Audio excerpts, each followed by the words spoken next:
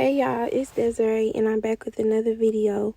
And for this video, I just want to hopefully free somebody from beating themselves up or feeling bad about themselves, feeling like that they aren't being trusted enough, because despite giving God their trust, their faith, despite wholeheartedly committing to what it is that God has called them to do or the ways, will of God, they're still sad because the things that they're waiting on hasn't came to pass. To have peace in your situation, to have peace with the hand of God, the timing of God, does not always mean that you have to be happy. Don't let the enemy tell you that you shouldn't be crying. Don't let the enemy tell you that you shouldn't feel away. Don't let the enemy tell you that God is going to be upset with you for showing emotion or for telling him how you really feel. Because God doesn't expect you to just walk around jolly and happy-go-lucky and just smiling as if you don't need the things that you're waiting on. Because for some of you, you're not just waiting on a husband. You're waiting to be at peace. You're waiting to feel a sense of comfort that you may have never experienced before. For some of you, you're not just waiting on a car. You're waiting on freedom. You're waiting on independence that you desperately need. For some of you, you may be waiting on a home, not because you're just so excited for a housewarming, so excited to decorate, even though all that is great, but because you need a place of your own, physically, emotionally, and spiritually. Or for some of you, to the next woman, it's just a baby, it's just a pregnancy, but nobody knows truly what you have sacrificed and the pain and tears that you have felt, whether it's because of the losses that you've experienced or the inability to so far conceive. For you, it's a promise being fulfilled. It's a generational curse being broken. What so many people may take for granted is not just a baby for you. Please know that whatever it is that you may be waiting on, you deserve to feel every emotion that comes with it. You deserve to mourn the time that appears to be lost. You deserve to cry those tears. You deserve to feel frustrated. You deserve to feel agitated. You deserve to be annoyed.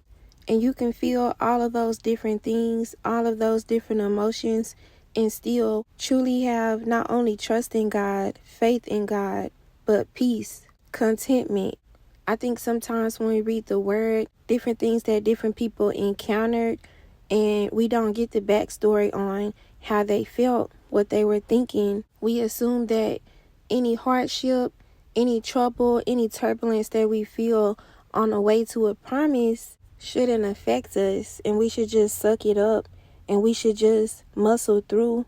But even Jesus wept. Even Jesus showed signs of emotion. Even Jesus had his moments of anger, heartache. It's important to feel how you feel. It's important not to try to push down how you feel, because it's going to come out eventually, and probably not in the way that you would have wanted it to. So I encourage you to be honest with yourself, to be honest with God. Don't run and hide from your feelings out of shame, out of self-judgment, self-rebuke, because God is not rebuking you. God knows the constant state of your heart. He understands that it's not easy.